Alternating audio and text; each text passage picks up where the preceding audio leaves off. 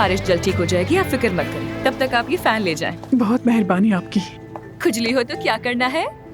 खुजली डांस करना है। खुजली डांस करना है और खुजाना बिल्कुल नहीं है। चलो आ जाओ आप।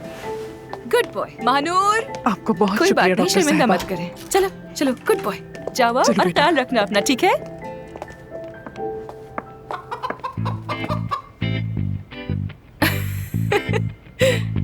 अब ये क्या है? कुकड़ू मैं बोल रही हूँ। जिसका तुमने मुफ्त इलाज किया वो छोड़ गया, अब क्या करूँ मैं इनका? छोड़ दो इन्हें, घूमती रहेंगी। ऊपर से पंखा भी दे दिया, मेरी खारिश का क्या होगा? तो फिर तुम भी खुजली डांस करो ना। बहुत बुरा मजाक था वैसे।